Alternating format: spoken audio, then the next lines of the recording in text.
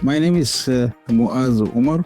I am the Director of Policy and Research at the Intergovernmental Action Group Against Money Laundering in West Africa, the FSRB, the FATF standard regional body that is responsible for coordinating anti-money laundering activities in West Africa with 17 member countries.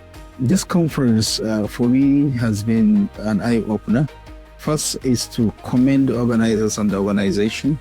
It also tells me that within the civil space, you have people who are highly focused. And I must commend those who led this organization. I can see that it is a top-class event where you have not only participation, but deep thinking and deep conversations around the issues that matter. As someone who has spent close to 30 years in the AML CFT space, it gives me a renewed hope that yes, in Africa, we can lead the change that we seek.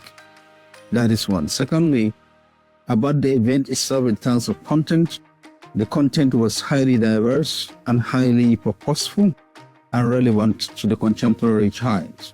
In particular, the issues surrounding the impact of the FATF standards and indeed other global standards on NPOs and the civil space is something that the conversation needs to be deepened. And one will want to call on governments to open up their doors and not just embrace and strengthen CSOs, but actually build them. It has to be a deliberate action by government instead of waiting for the civil space to come to them asking for a space and a seat on the table.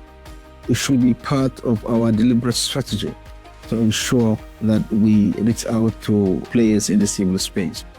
Secondly, I think from this conference, a few things that came to my mind is that one, we need to deepen the engagement. So I'm hoping that in West Africa, we will start a conversation from November that will allow us to work with the coalition of civil society in West Africa for us to design some mechanisms for both reporting and monitoring of the civil space, and for us to have a backdoor through which we can engage, and then they can report to us what they are seeing. And that will then help us to engage with government and be able to bring all the partners together and sit down and continue to solve the problems that we generate.